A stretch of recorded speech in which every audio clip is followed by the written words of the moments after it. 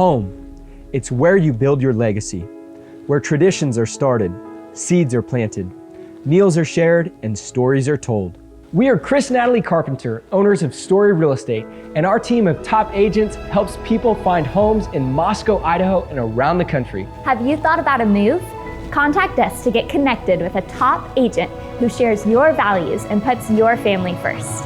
Or reach out to us about our Moscow relocation guide. Wherever you're looking to go, we can help you find home.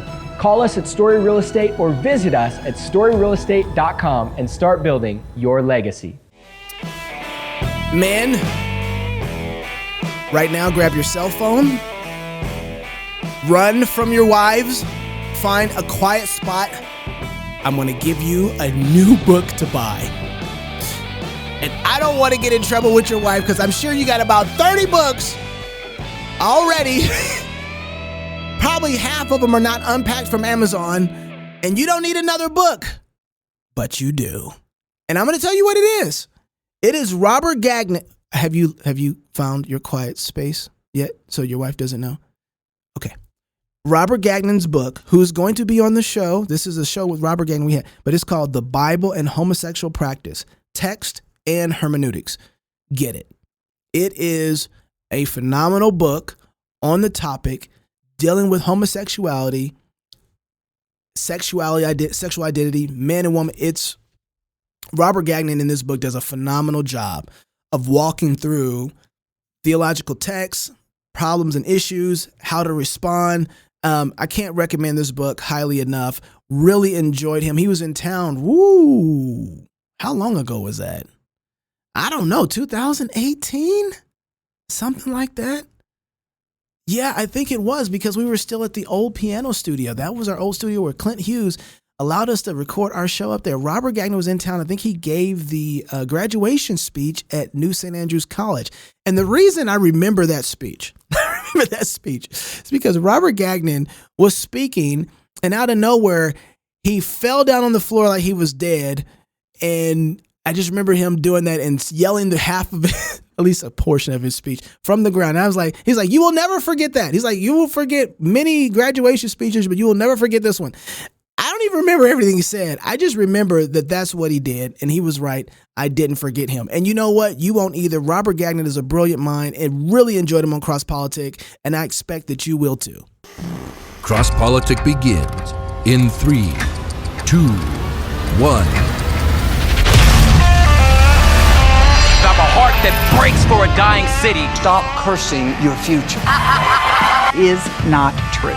For all intents and purposes, I am a woman. No government, no political system has ultimate supremacy. Jesus is King of Kings, and it's about time our nation returned in humble submission to his lordship. You are not protecting women. You are authorizing the destruction of 500,000 little women every year. But I didn't start it. But sir, with all due respect, that's the argument of a 5-year-old. I didn't start it. Right, when the Spirit comes upon people, they go to war, they go to battle, and the enemies of God are driven back and they're slaughtered. You are listening to Cross Politic with Gabe Wrench, the Water Boy, Pastor Toby Sumter, and the Chocolate Knox. Hey, y'all, welcome to Cross Politic. We got a full studio today. That means a lot's going on. Didn't we have a full studio last week, too? We did, but those were just comedians. Sorry, Chris. Sorry, Ben. My fault. Now we got some pastors in here. Is this done? I think it is. Can I press it? You Please. Slowly, gently. Slowly. I need some. So this is Dr. Rob Gagnon. Yep. Gagnon. And he wrote a book called The Bible and Homosexual Practice. Right. So check it out. It's really thick, and we'll have to ask him why. Okay. And Dr. Joe, or you're not doctor yet. Doctor. Master. The Reverend. The great one. The Holy Reverend. Joe Rigney. Joe Rigney. Yeah. I got a hug from Joe. Yeah, I know. And I got a serious, no, it wasn't just like a hug. No, let me just give you an example. Don't do that. Stop. Get off the microphone. And so I'm ready to pull away. I'm ready to pull away. And he's like, no, you don't. And you know what he did to me? What? I walked in and he just gave me the fist. Yep. Oh, that's because you're not the weaker brother. No? I'm the weaker brother. No? Yeah. I talked about him last time I saw him. I heard his feelings. Yeah, not really. It didn't hurt. Come on, it was more like an observation. Is this a black-white thing? I don't know, Joe. Are you the weaker brother? I don't know, Joe. Wait, what happened? He said I was mean to him whenever he came to visit in Minneapolis. I didn't say you were mean. I just said I hurt his feelings. Guys, we need to Matthew 18 this. No. So an observation. Last time I was there in Minneapolis, we were filming for the call conference, the promos. Yep. And I said, you know what? Joe's one of those guys where he doesn't say much. He's kind of reserved. And then you turn the camera on and he just goes, just on the camera. Right? Well, and I'm like, but he doesn't talk for you. But when I'm there, it's like, it's not like this. Like, okay. And then all of a sudden, hey, Jesus wept. And he goes right into his line. And so he came in today and was like, just in case you didn't think I didn't love you. Yeah.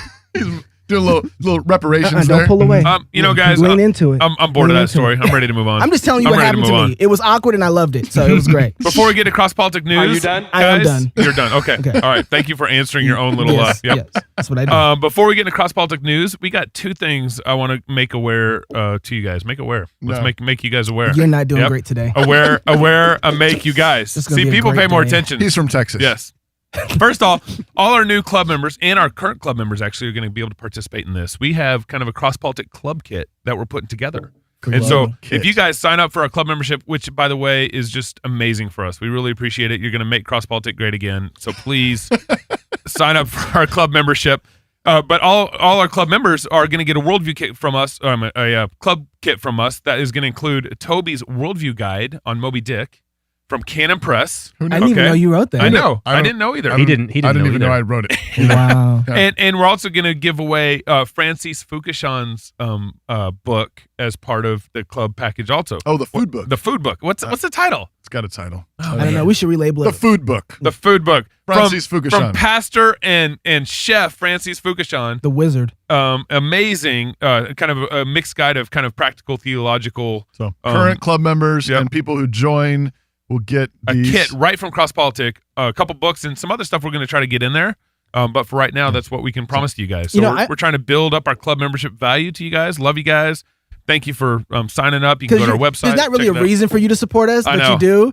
So it's kind of like, amazing. We should do something for you guys, and we're working on it. Yeah. Another sponsor I want to talk about is Grand American Piano. Oh, yeah. They have been down with us since day one. They cover all of our overhead costs so that we don't have to pay for lights. And, they're downstairs. And air conditioning. And internet and all the stuff. Yep. And so everything that they've been here since day one for us. And so you guys should check out Grand American Piano. What they do is they revitalize old dead pianos. And they bring, it's kind of like the 100-year-old Steinways. Oh, they're beautiful. Oh, man, they're amazing. Mason and Hamlin's beautiful piano. So every time I walk through his studio, I wish like I could play piano all over again. It's like the Valley of Dry Pianos down there. That is exactly right. Way to go, Joe. Yeah. Look at you. Raise them dry pianos. I'm a pastor. I was thinking of it kind of feels like a piano morgue downstairs. It does. Only they're not getting ready for burial. Mm-hmm. They're getting ready. They're getting ready for resurrection. That's like commercial. The world. That's good. Yeah, there you go. Yeah. So these are 100-year-old Steinways. You guys got to check out Grand American Piano. If you have an old piano that needs refurbishing, or you need to buy a new piano or a refurbished piano, which is better than new. Listen to Clint talk about these pianos is amazing because he talks about the fact that the wood, because it took so long to create that wood, now we just go through like, okay, 30 years, wood's done, chop it up, let's go. You got hundreds and hundreds of years that it took these trees to grow, and they're using this type of wood. We don't get those kind of pianos anymore, and they're selling for better prices, and they sound better. Than brand new Steinways. Yeah, exactly, than brand new Steinways. So grandamericanpiano.com, check them out. They're great supporters of Cross-Politic, and we're grateful for them. Yep, and you surprised me on that one because we got one more, decreedesign.com. So one of our, we're just getting sponsors all over the place. Why are we so we're so grateful. And these are Christian brothers that work with us, and so we really encourage you guys. Decree Design, brother Joe out there. He has a graphic design and web development company out of, I believe, Kentucky. So he might even be able to get you some Kentucky bourbon or something. Right. I mean, that better come with the deal. So a website and Kentucky bourbon, a graphic design and Kentucky bourbon, whatever's going on there, Joe. You're doing a great work. Thank you very much. So guys, check out decreedesign.co if you need graphic design and web development help. If you're a club member, all these are going to be in your email. That's right. So that's another reason to sign up for club membership. That's right. All right. Let's get into cross-politic news. There's some big stuff going on with what's now not the Boy Scouts anymore. The not Boy Scouts. The not Boy Scouts of America. Anymore. Are they going to change their name? So I think it's the Scouts formerly known as Boys. That's probably not, but that's funny. Scouts, maybe it's just Scouts. So wasn't it just 2 years ago they allowed open homosexuals in Boy Scouts? Right. And then within the 2-year time frame, now they've basically and leaders. Scout leaders. So first phase was we'll just let homosexual boys into this, and then now they let homosexual and not leaders and not leaders. Right. This ain't gonna happen. And then they let leaders in, and then now they just let girls in. So there's just no such thing as Boy Scouts. What about anymore. transgenderism? Did they also allow girls who think that they're boys in? I can't. I get lost sometimes. Did they skip a step? I'm not sure. We may have to go back and be a little more internally self-consistent here. I wonder if they let animals in, the bears that they go and in the woods and camp with, anything, and all. What is a girl anyway? Well, and the Girl Scout leadership is also complaining, decision. right? Because the Girl Scout leadership is concerned now that girls will be drawn from back over the here. Girl Scouts and go into the hilarious. Boy Scouts. And of course, the Girl Scouts have already made the accommodation that boys who think that they are girls can join the Girl Scouts. So it's a little bit of an inconsistency there to be that concerned about a rigid line between male and female when you've essentially already said that biological maleness is not necessarily a limitation on entering the Girl Scouts. That's hilarious. Right? Well, and here's the big thing that was reported this last week is that the Mormon Church officially pulled out of the Boy Scouts. So they no longer partner with the Boy Scouts, which means if all the Mormon kids left, it'd be about a 450,000 pullout decline in enrollment for Boy Scouts. I saw a headline about that. Yeah. I think he has a question. Yep. Did you say the Mormons pulled out? I did. Before all the Christians? Yes. No. That's not a fair statement. Because the Christians started Trail USA. So there's actually a Christian alternative to the Boy Scouts. When all the homosexual stuff started going down in the Boy Scouts, a big movement kind of Trail USA came. Okay. Yeah. All right. So, and did they put a dent inside of the Boys and Girls? Yeah, that's a good Boy question. Scouts? I know when we talked about Trail USA last time, this is about a year ago on the show, I had one of their camp guide, whatever they call them, camp guide Scout leaders. I didn't trail leaders. Trail leaders. Whew, I was getting a little nervous there because the Mormons start beating us and stuff. I get a little nervous all of a sudden, like, whoa, hey. No, it's good. We under some bad judgment right now. But the trail leader contacted. Nobody tell me. we are. So should I turn around? If I look, will I turn to salt? I just want to know where we at in this. You know what I'm saying? No, that's where we are. Okay, all right. I'm gonna keep looking this way. Put the blinders on. But the trail leader contacted me and he said it's growing like crazy. So he good. So a lot of Christians have left Boy Scouts. Yeah, and now the Mormons are leaving. And so I think in 5 years there's going to be hardly any resemblance of any sort of whatever the new name is now. It's like Trail Scouts. Scouts BSA. BSM. BSA. So it's like some sort of they kept the acronym sexual they thing got the or BS something. part right. Yeah, be careful. Yeah, it's like there's some euphemisms in there. All right. Watch out. Yeah. So guys, get your kids in Trail USA. All right, do that. At least get them out of the Boy Scouts. Absolutely. But this is what happens though when our culture starts saying that there's no difference between a boy and a girl. Like this collapse, right? Boy Scouts has to go. First of all, your marriage is gone too, right? And the kids aren't your own. Yeah. All this happens because of what happens how would we define men and women? When we start misdefining it, removing the titles that God has given it, what do you expect to happen to culture, society? Right. And in fact, if you think that being male itself inherently is toxic, right, and has to be contained in some way, like it's radioactive combustible material, then obviously you're going to have to dilute it. You're going to have to let girls who think there are boys in, and you're going to have to let girls in whether or not they think they're boys. One way or the other, you have to find some way of containing it. What they don't realize is that the greatness of an organization like the Boy Scouts in the past is that they get to have male role models that show them how to socialize their maleness in appropriate ways. Right. And now that kind of great dynamic is going to be lost with this. Yeah, that's right. And that is a significant kind of development, and it is mocked.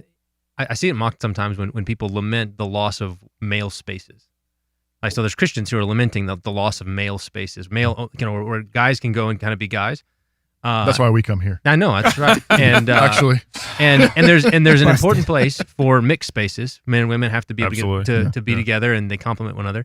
And then there's an important sense in which men orient to one another differently. They talk to one another differently. And so to have spaces where men can do that and where women can do that is a really important thing. And the more that those collapse, the more that you're going to have the toxic masculinity, because it's reactive. It's like, and so or you either get the man cave thing where if I can't have any spaces where I can be a guy out there, then I'm just going to retreat into my cave. Yeah. Or I'm going to go, and then I'm going to get online and I'm going to find a bunch of other angry dudes, and we're just going to burn the whole place down. Well, and specifically, what they're finding is Islam. I mean, Right. a lot of angry young white guys. Well, yeah. And black guys. Yeah, I was gonna say it happens a lot in the black community. Are finding Islam because Islam at least it's talk about toxic masculinity, but it's got a doctrine of masculinity and being being a man. It looks like blowing stuff up. Well, and this has been bubbling for a while, right? I mean, you guys, this is going to lead me into my next segment here, with Eric Schneiderman, A.G. Schneiderman got Me Too'd. He got ousted, New right? York. Yes, from New York, got ousted, and one of the for like sexual abuse or assault or something like this, deviance, and I mean, Weird apparently like strangling his women. Yeah, you said it was role playing. Hey, what's a woman? What's a woman? I don't even know what a woman is. Well, what's wrong with that? But this we cannot be bothered by these definitions. Yeah, I know, please. right? But this is kind of to Joe's point a little bit, is like all his sexual deviances are coming out of this machoism in bed. Yeah. And it's coming out, and but the funny thing in all this is Trump is like the only guy who can't get Me Too'd effectively in all this. The Teflon president.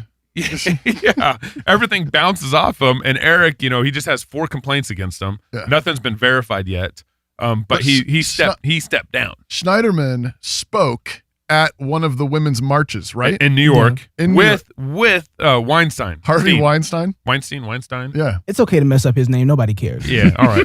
Nobody cares. So this reminds, this is totally this is the French Revolution going on, right? I mean, you have these it's a sort of anarchy thing where you start the revolution, but when the revolution is not built on actual standards of justice, the guillotine is going to come for you. So, Robespierre starts the thing, and he's going after bad guys, whoever, Louis XIV or whoever it was, one of the Louis.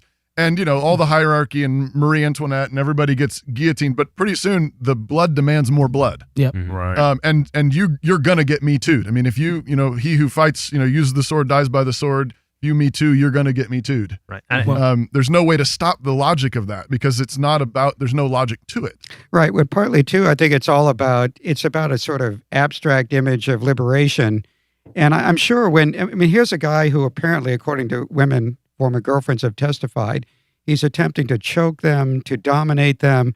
He tells them to call themselves whores and slaves. Yep. So I think what he must have thought liberation was about was you get to pretty much do whatever you want to do. Right. And what he wanted women to do is to be sexually open and available to himself, which he then thought would also entitle him to have his worst instincts come out. Right. So it really wasn't about honoring somebody else. It was this sort of mass self-glorification liberation movement of some sort. Right. So when someone else wants to take him down, that's their deepest desires. Right. There was nothing logical, there was nothing rational, there was no justice, there's no standard by which to measure what is freedom, what does it mean to be a man, what does it mean to be a woman. Right. One of the things I think Doug's article talking about this, I can't remember the title of it right now, but patriarchy and dominion don't ever go anywhere. Like someone's going to be exercising it. The whole there's it's nature. Like there's fundamental, we're built certain ways, and then you got the fall, which is going to distort masculinity, femininity in various ways. And so you can't, egalitarianism is a fiction that we try to impose, but you can only, it's like the whack-a-mole game, you can push it down and it's going to come back with a vengeance in very ugly ways. Gangs, you're going to get the mafia, you're going to get, men are going to be men in some way, shape, or form, and you can whack it down on one side and they're going to pop up and they're going to dominate in some way, and they're going to dominate either in a glorious godly way, through service and self-sacrifice and protection and so on, like Jesus, or they're going to dominate like Schneiderman. And masculinity doesn't go anywhere. Either men become women and women become man, but it doesn't go anywhere. Masculinity is always going to be around. There's always a butch in the relationship. Quick, do something. Do something. I don't think there's any segue to that. No, but you're right. There is. It's amazing to me, like when you see two gay guys, you always see one is a man, one's they still model it in one way or another. You can't, and it's like, why don't you just be who you are But you can't. You have to model. You have to model that one way or another because you know you're supposed to meet like this. You know what I mean? Right. You know you're designed that way, and the whole time you're fighting against it. Anyway, he says it better because he has a bow tie on. No offense. You know, I can't. I'm going to tell you like I tell There's Toby. tension between you and Knox. Really dressed up for us. I tried to give him a hug. But No, we were good. We're good. I accept the hug. We're going to have to Matthew 18 this. It's coming. It's coming. More cross politics. I can't even talk. See, you got me nervous. More cross politics when we come back. Don't look at me like that, man. I didn't do anything. I'm just saying. It was just an observation. That's all. Will you forgive me?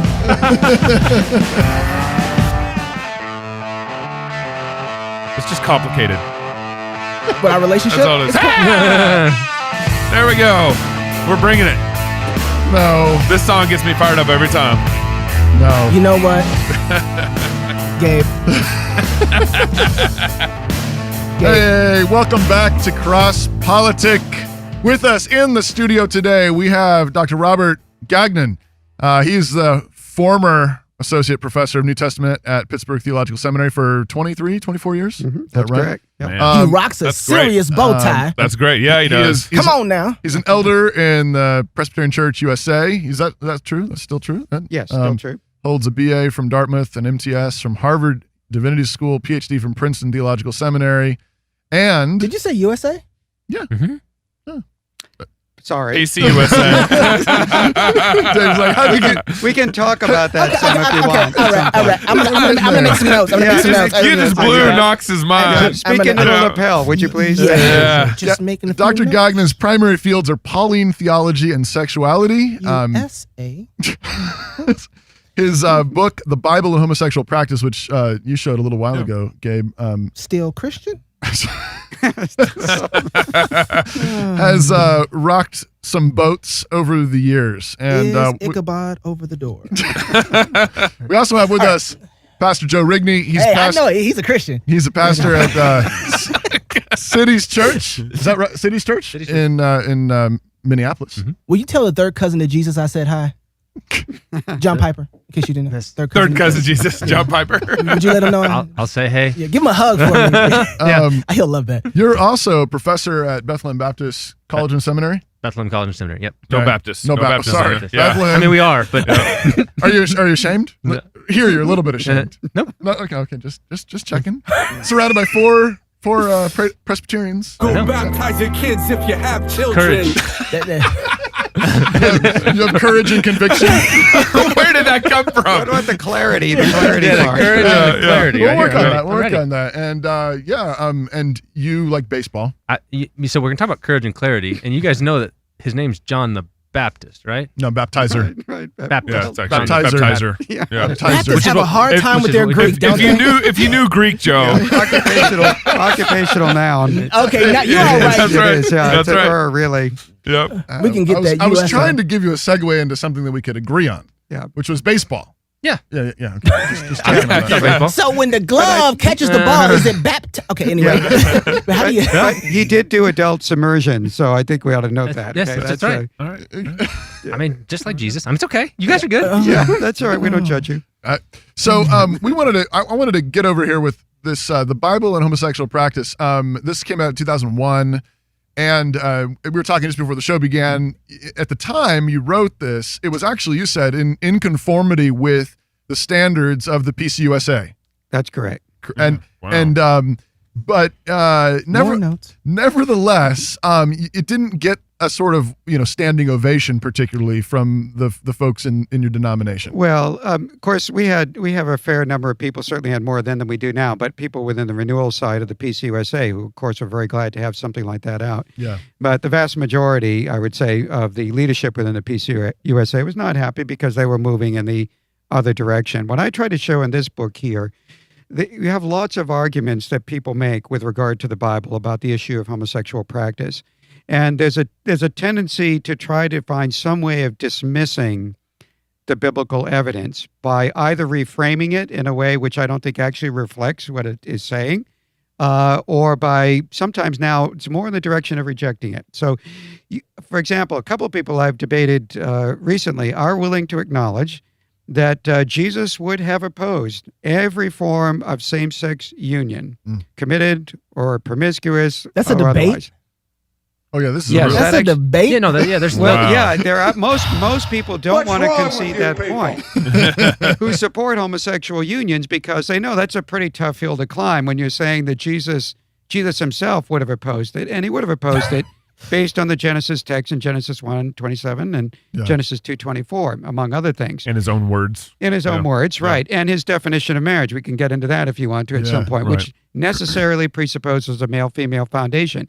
But now some are actually willing to go so far to say, for example, I debated one professor at Fuller Seminary, no longer at Fuller, who actually started the debate, this was in Tucson, Arizona, at Presbyterian Church, by saying Dr. Gagnon is going to tell you that Jesus would have opposed every form of homosexual union. And I agree, that is true. He would have. However, he said, Jesus had insufficient information to make that determination. Wow. Inconceivable. What? Wow. Yes. Yeah.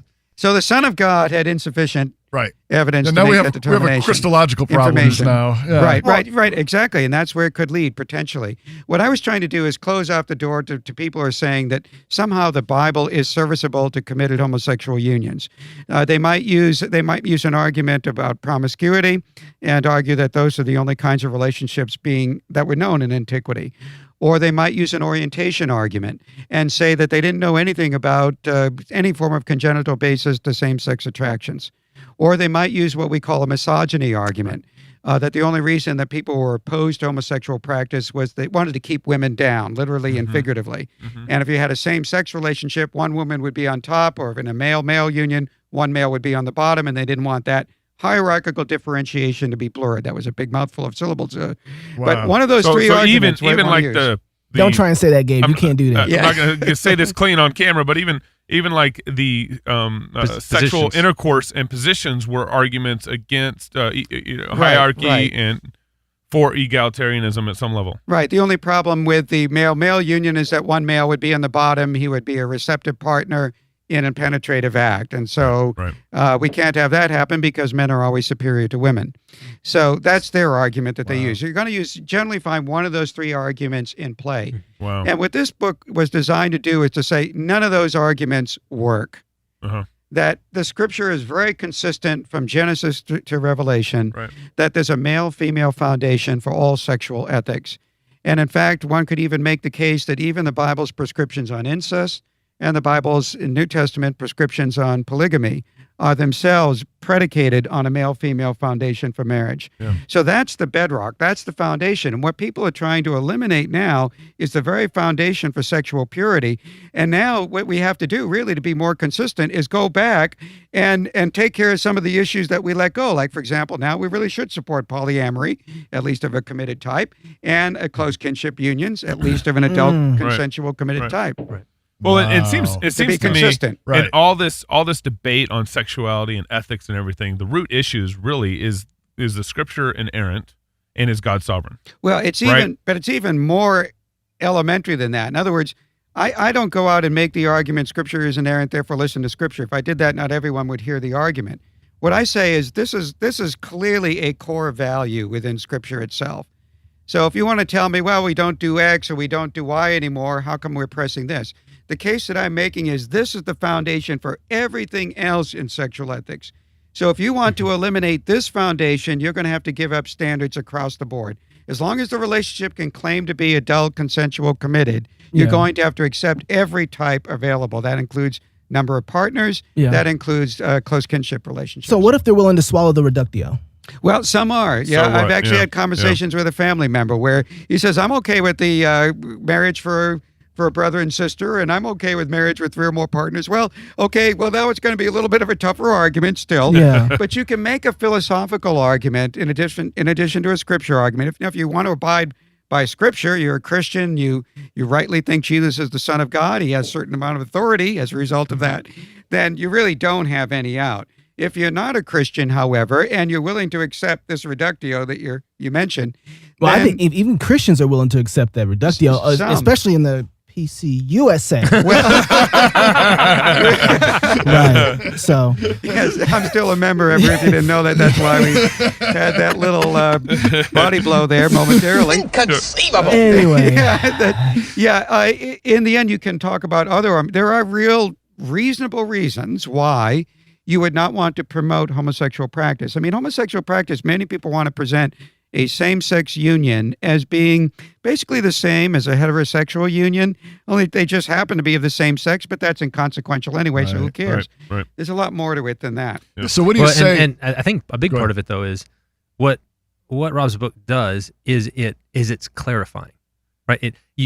Because then the issue does come down to, are you with Jesus or not? What you can't do is marshal Jesus in support of the revision. Right, exactly. You got to ditch Jesus to go where you want to go. Right. And so let's just get clear on where we're at. Right. And as opposed to the kinds of arguments that want to use Jesus as he would have if he would have had sufficient information or the trajectory of the scriptures is in that direction. It's close off all those doors and then bring it back down to fundamental Jesus. So what do you say to people though who maybe say, yeah, I agree with your point personally and privately and so on, but who am I to say that they haven't found love, or how does it really affect me? How does it really affect the church or broader society? Why does it matter?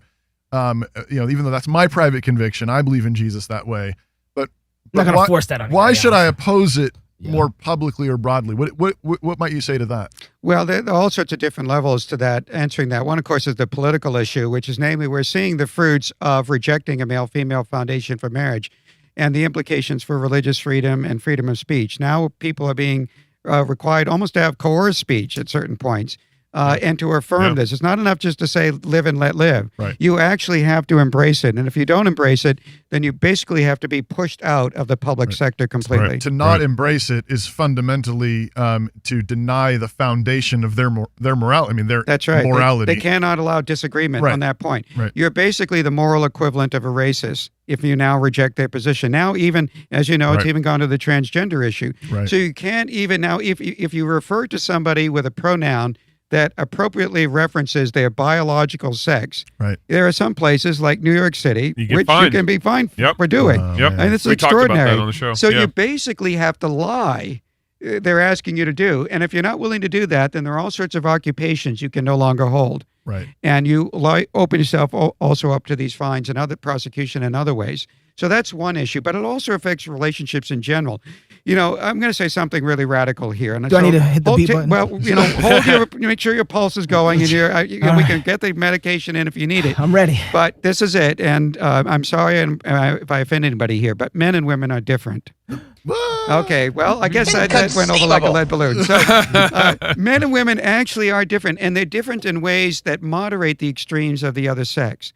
So that when you put together a man and a female, the extremes of masculine and feminine sexuality are each moderated and the gaps are filled. Now, it doesn't always work, right? But it has a salutary effect in general on such relationships. This is the idea fundamentally of man is not good alone. That's right. And 1 Corinthians 11, Paul's talking about, we need one another. Right. There's this dependence on one another. But not only just not good just to be alone, but also if you're going to be involved sexually with another, you don't want to be involved sexually with a sexual same. It's too much already you.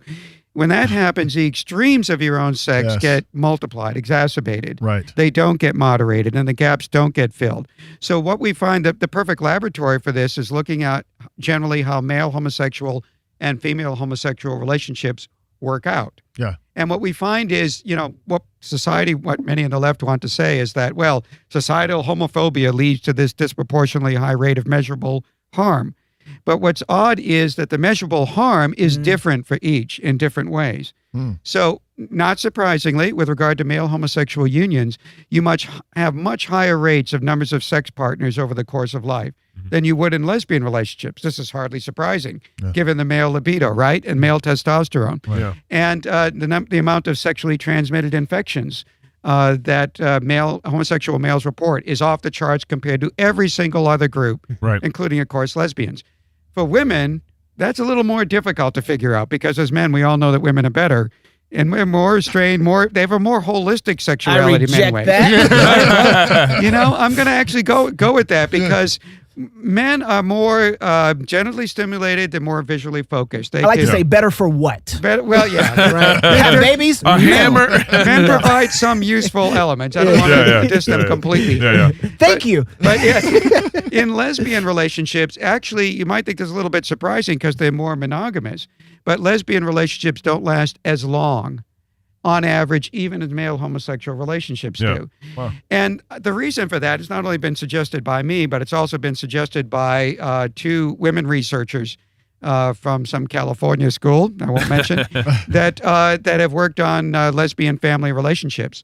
And although I came up with the idea before they did, but nice to have the reinforcement. Yeah. And that is women just have more of their intimacy needs, more of their, well, let me put it this way, more of their self-worth, more of their sense of importance, significance, and validation from these relationships than do men on average. Men still, much as we might try to get in touch with our feminine self, we still derive a great deal of our sense of self-worth from what we do in our activities. But from women, it's much more important to have that developed in the context of these relationships. You probably will sometimes get a man complaining to a therapist that his wife doesn't share her innermost feelings with him often enough. Yeah. But Just smack that dude. usually, overwhelmingly, it's on the other side. Other Men way may around. think, gee, well, I've been doing a great job at this. And the wife is complaining, no, he doesn't, right? So women have put a great deal of stress sometimes on the relationship in terms of their expectations and demands on that relationship. We have 2 women having the same high How could that go wrong? How could that go wrong? It ends up with a high relational turnover. And also just in general, because Interesting. women more generally are in tune with their psychological makeup, there's a higher incidence of mental health issues attending lesbian relationships than even male homosexual relationships. Now, this isn't going to happen in every case, but it's a significant difference on both sides. And it speaks to basic differences between men and women and why male-female unions have been ordained by God. And back then to my original question, which is just that. So these are ways in which this is doing societal harm. That's right. So it's not Exactly. just that it's wrong. Of course it's wrong, but God's standards are always there for a reason. He's protecting us from the effects of our sin. Right. It's doing harm to families. It's doing harm to neighborhoods, communities, society. I read Anthony Esselin's book, Defending Marriage, Great guy, Anthony. couple years back. PCUSA too? No, he's Catholic. No, he's actually. This is not going the way I wanted it to. I mean, honestly, he's my favorite Roman Catholic right now. Living Roman Catholic. Chesterton, of course, is up there. Yeah. But, Robert George. Not today.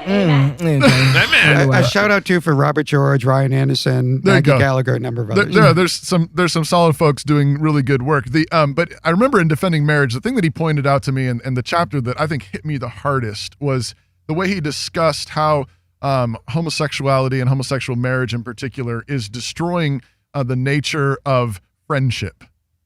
That's the other thing that's being stolen in this. And so we were talking about the Boy Scouts earlier, where, now, as soon as you introduce homosexuality, I mean, were there ever any men and boys tempted to these things over? Of course there were. But to the extent that it was being suppressed, what was being protected was friendship. That's right. The boys could be boys and they could hang out and play together and they could run down and could they give each other hugs? They could probably give each other hugs. Yeah, without it feeling weird. Yeah. And it wouldn't feel weird. And they could, couldn't be beyond a 30-second interval. Yeah. This was longer than 30. You had to be there. But now that there's this thing, the societal norm, or is trying to normalize this idea of sexual attraction between guys and girls and so on. Now everything is suspect. Right. Now, it introduces sexual tension into a relationship for which there need not and should not be any. And it's not like I'm saying that heterosexuals have always been doing great. Obviously, no. We wouldn't have even come to the issue of affirming homosexual relations or transgenderism if we hadn't already messed up in terms of longevity of the relationship. In terms of fidelity to the relationship.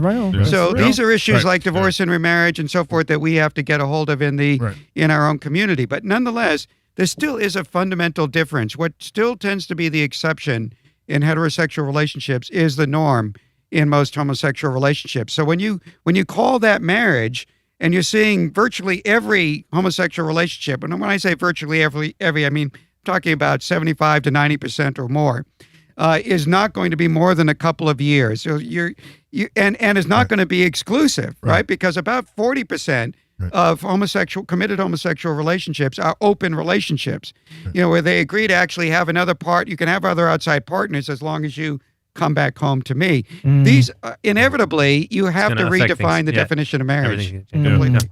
All right, when we come back, I want to ask you a question. I want to ask you, why is this USA? That's coming up. Why is this the battleground? And then I want to ask you, you got a new book out, man. Do you? I want to hear about it. I want to hear about it. I didn't know about this. More cross politics. Is it a hugging book? Is it you hug people? No. Gagnon, Dr. Gagnon. I said it right? Yep. Okay. Stress on the first syllable. Dr. Gagnon. If you want to do it the French way, Gagnon. See, you just messed me up. I can't do that. Welcome back. This is Cross Politic, and with us in the studio today, we got Dr. Robert Gagnon. You said it right.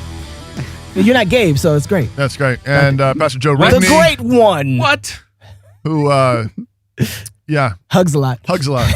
And he knows that they're cousin to Jesus, too. Just a reminder that if you're not already a member of Cross Politic, you are invited to go to crosspolitic.com, find that button that says join, and join up and support this craziness. And we now have membership kits that are going out. People who are already members, you're going to get one of these in the mail soon. Starting June 1st. Starting June 1. Wow, that's great. And apparently one of the things you're getting is this thing.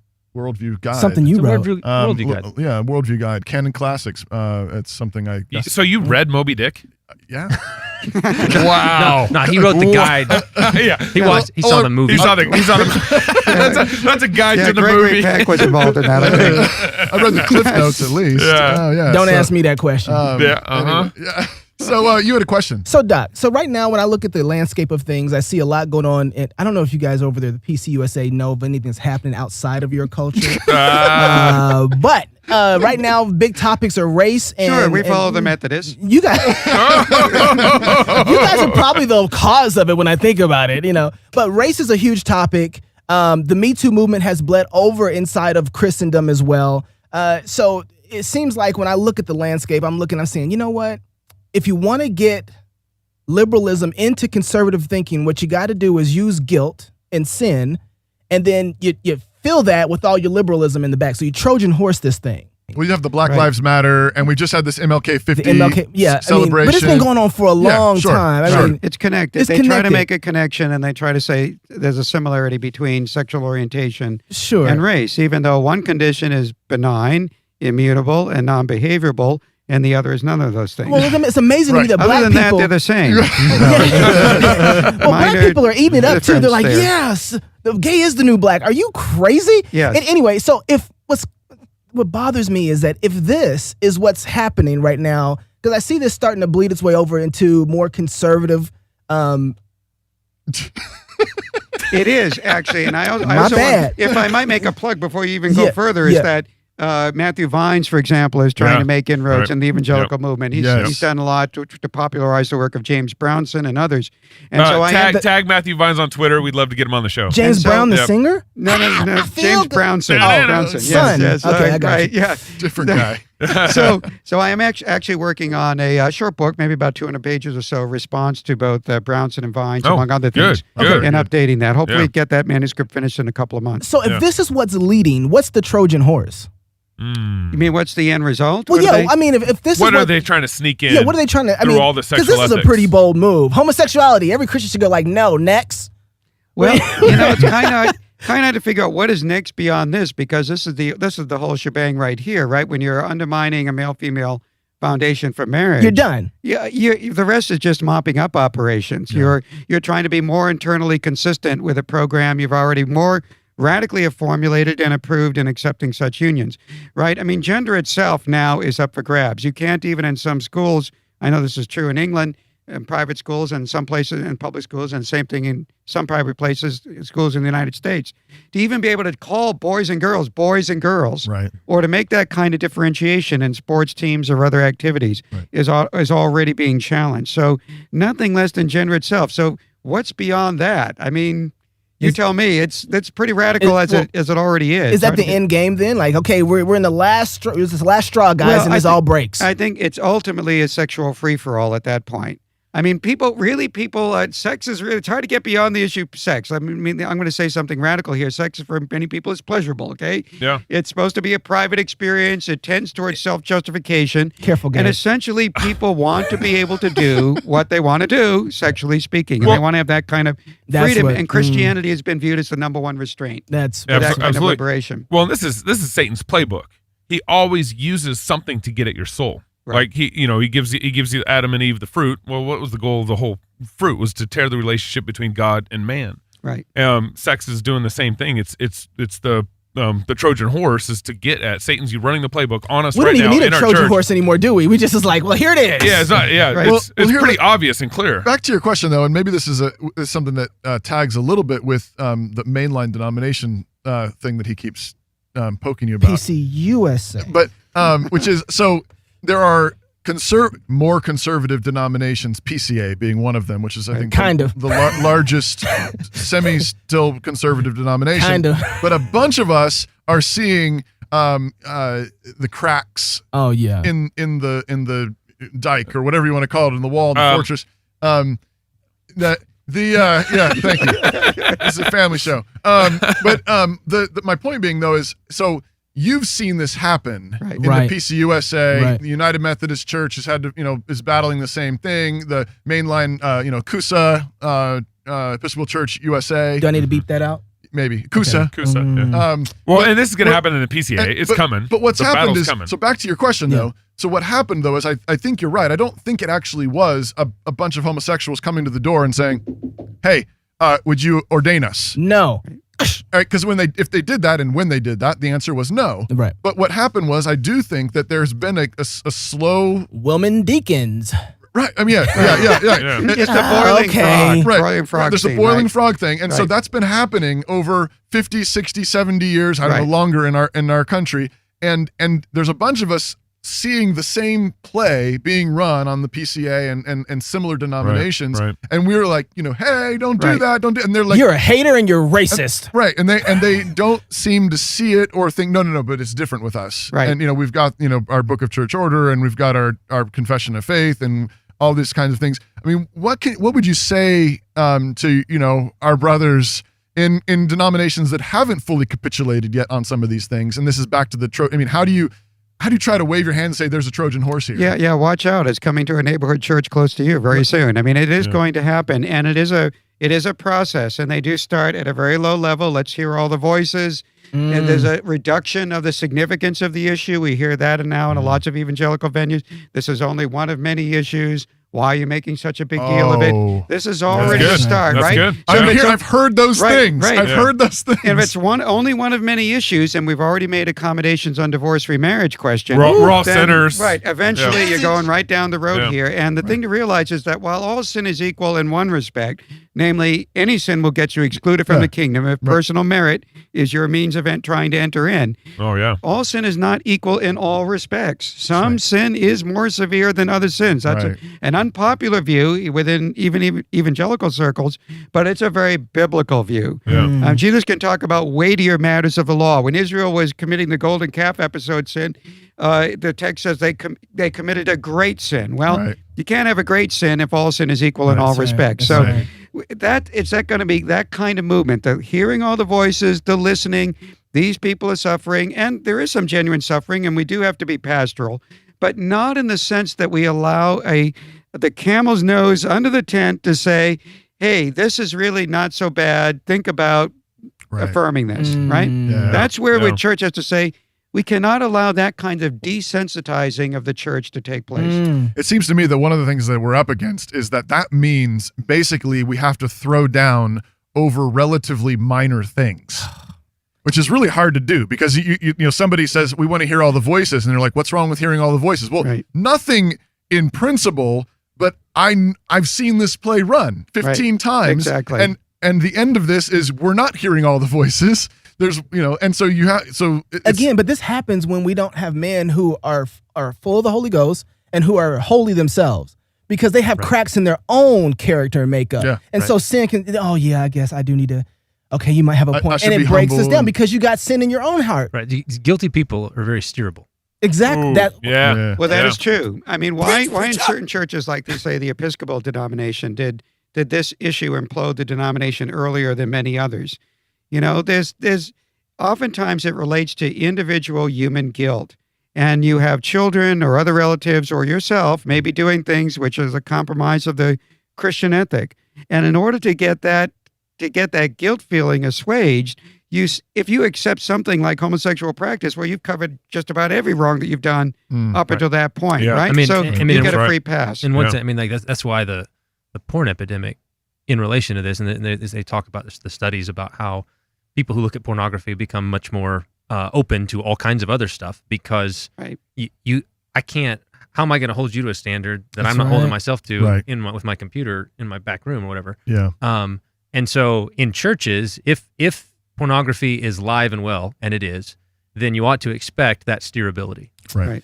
All right. So the great one, Mr. Joe Rigney, pastor, elder, newly rocking the ball head. It's lovely. I wanted to be like you, man. I thought you were. Not like you. Well, I just want to be like Jesus. So we going the right way. So you wrote a book recently. I can't remember the name of it though, because I haven't gotten a copy of it. That was bold. Lewis on the Christian life. What would Lewis say right now? I mean, I think he'd write another screw tape letter. You know, like I mean, he'd be able to skewer this stuff. Yeah. And he would do it in a way that, you know, he wasn't a pastor and he wasn't a thunderer. Like, so he wasn't going to do he was never he's not a preacher. He's a professor. But what he's going to do is very carefully. Lewis, when he writes, one of the reasons we like him is he sounds like what you hope your conscience sounds like. You know, like unrelenting. I'm not letting you off the hook. He's a bulldog. Exactly. He's just going to keep coming. But it's that kind of like, you know, you're only wasting time, and he doesn't have to push hard. You know, he doesn't have to like yell at you because he's just going to close off logically all of your escape routes, and this is what you're doing, and this is how you're thinking about it, and I'm just going to diagnose, and then he's going to get you back in the corner and go, now you have a choice. Right. You're either going to turn back to God or you're not. And that's, I mean, his brilliance is in bringing things back down to that fundamental. So the book Lewis and the Christian Life is a lot about the choice that in every area of life, every moment of every day, God is demanding you, like not demanding things from you. He's demanding you, and he's not asking just for part of your time or, you know, tithe and of your energy or whatever. He's asking for you, and the choice you have before you every moment of every day is either I'm going to put God at the center and I'm going to pursue him. I'm going to receive that from him, or I'm not. Right. And one path is the path to joy, life, heaven. One path is misery, hell. And then how that choice shows up in a variety of ways, whether it's in sexual ethics or whether it's in friendships or whether it's in family relationship, whatever, it shows up in all of these different ways. But everything he knows, that's the fundamental question. So that's what it is. I just been listening to That Hideous Strength. Yeah. And I'd read it a few years ago. Have you read it? No. Okay, guys, look. What's wrong with you? What's wrong with you people? I know. You don't ask me how much Lewis I've read. You better take that hug back. Oh. I'm working on it. I didn't. Okay, hold on now. I came up in a charismatic background. Basically, the Reformed Church for me started in 1919. I don't have that much history. Okay? I'm coming up. I'm catching up. I'm in the Puritan still, all right? All right. Okay. All right. Forgive me. All right. Mere Christianity, I read 3 chapters. Okay. I'm working on it. But That Hideous Strength, it struck me this time as I've been going through is I mean, I just absolutely love it. And it's like screw tape letters and abolition of man and mere Christianity. And then infused into a really gripping narrative. Right. And I had never. That's a good description. I like that. I'd read it before, but then I've since then read some of those other things, screw tape letters, abolition of man, and some of his other things more, and so I'm even more familiar. And so as I go back through and listening to it, it's amazing to me how.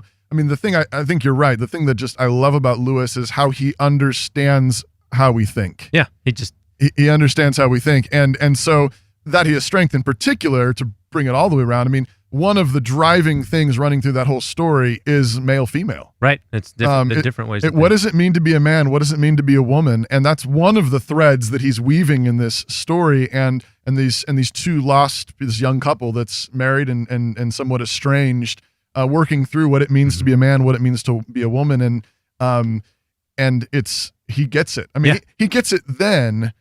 He sees what year was, I don't even know what year that was. 30s. Yeah, would have been the 30s, 40s, maybe. 1940s, Yeah. But 50, 60 years ago, at least, he saw what was coming. Right.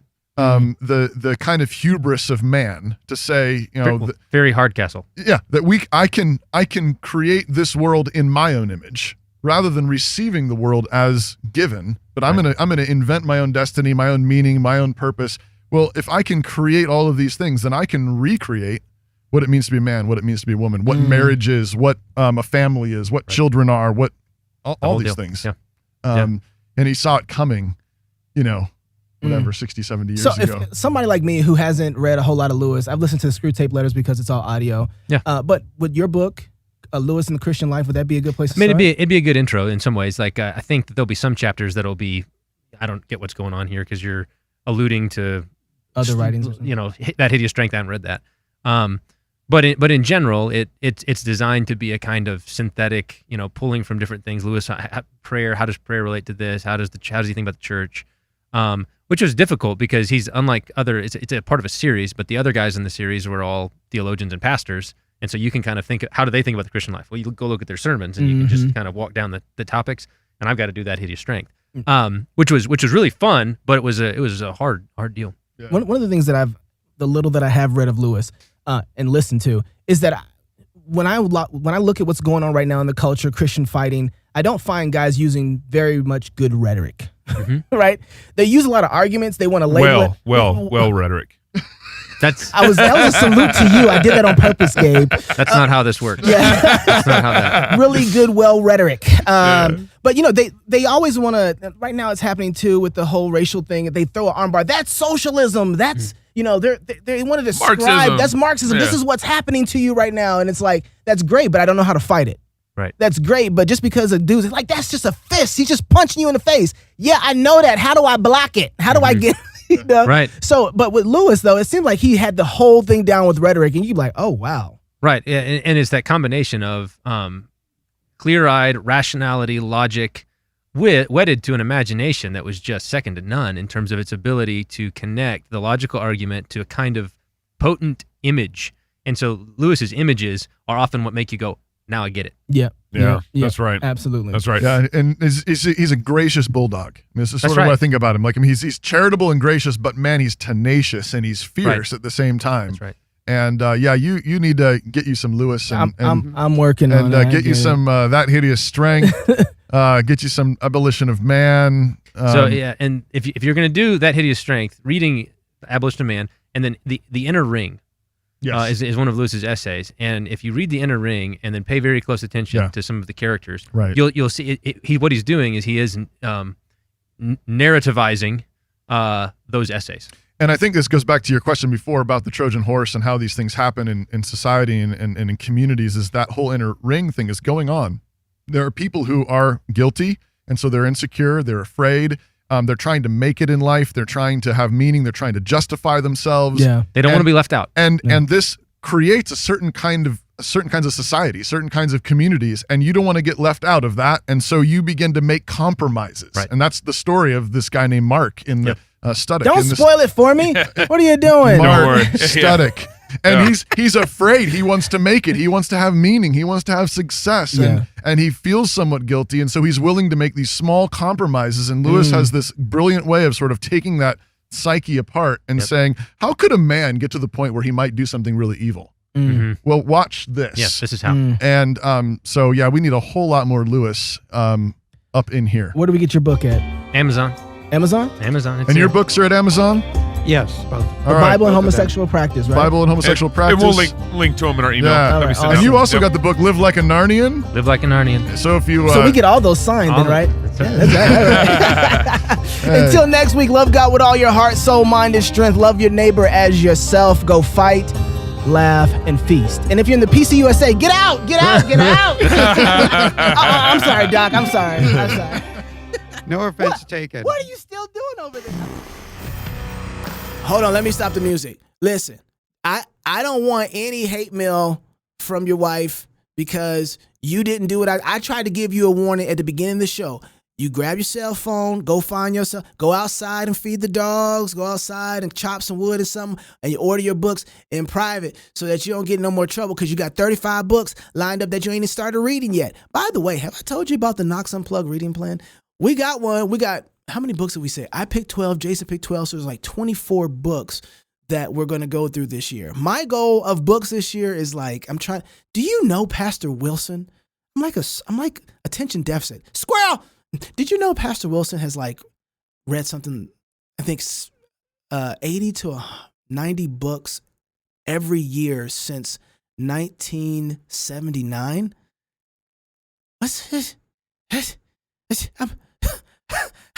There's no hope for me.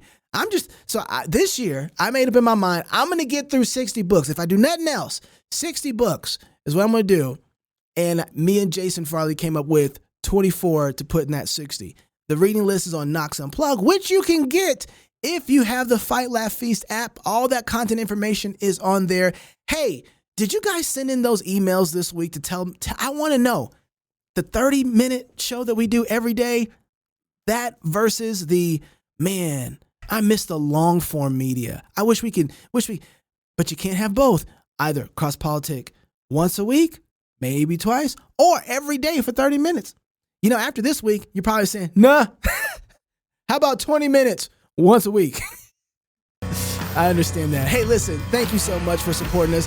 Thank you for signing up and becoming a Fight Laugh Feast Club member. So if you're single, get married. If you're married, have some kids. And if you have kids, go baptize them. Until Monday, we'll be back. Love God with all your heart, soul, mind, and strength. Love your neighbor as yourself. Go fight, laugh, and feast. This is Cross Politic.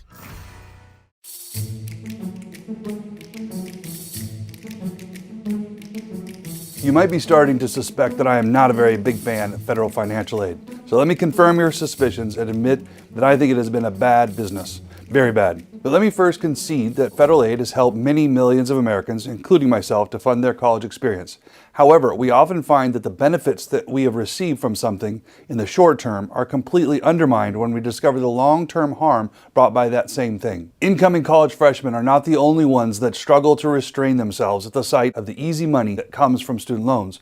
Colleges have swiftly raised tuition to capture the extra money now available through Pell Grants, but especially the student loans. You must remember that colleges are businesses, and one of the primary rules of business is never leave money on the table. For instance, if you come to buy a car from me, which I intend to sell for $5,000, but I somehow find out that you actually brought $7,000 in cash and were prepared to spend it all, then guess what? The price just went up. Why? Because I don't want to leave money on the table. Similarly, if a college applicant can pay $7,000 for college, but the federal government comes alongside to give that applicant an additional $4,000 in Pell Grant money and another $8,000 in student loans, can you guess what the cost of college is now going to be? The answer is as easy as adding 7 plus 4 plus 8. The new price is $19,000 because the college doesn't want to leave money on the table. To the skyrocketing cost of college tuition, some college presidents might say, look, education is just getting more and more expensive to deliver. We are simply passing the cost on to the consumer. However, there is no good justification for the steep climb in college tuition over the last several decades. Consider this. Since 1985, the increase in the cost to attend college has doubled compared to the increase in the cost of healthcare. And while I think it is fair to say that healthcare has significantly improved over the last 35 years, I'm not sure that I can make the argument that college education has. Colleges don't like to admit it, but the fairly obvious cause in climbing tuition is not that this education costs more to deliver, but that there is more revenue to capture. This position was once advanced by William Bennett, President Reagan's Secretary of Education, and is often referred to as the Bennett hypothesis. To quote Bennett, if anything, increases in financial aid in recent years have enabled colleges and universities blithely to raise their tuition, confident that federal loan subsidies would help cushion the increase. In 1978, subsidies became available to a greatly expanded number of students. In 1980, college tuitions began rising year after year at a rate that exceeded inflation. Subsequent decades have proved Bennett right. A recent study by the Federal Reserve Bank of New York demonstrated that for every dollar of subsidized student loan offered by the government, the market would respond by elevating tuition 60 cents. In the end, the federal money, rather than making college more affordable, has greased the skids for runaway tuition hikes. If you would like to follow this conversation, go to our blog where we will continue to post on our unique perspective on federal funding and higher education. The link is in the description, or just go to nsa.edu and click on the blog.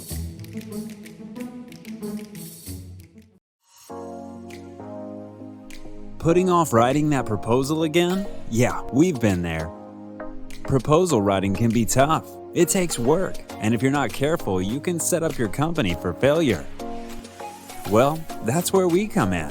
Smart Pricing Table is an innovative application that focuses on, well, the pricing table.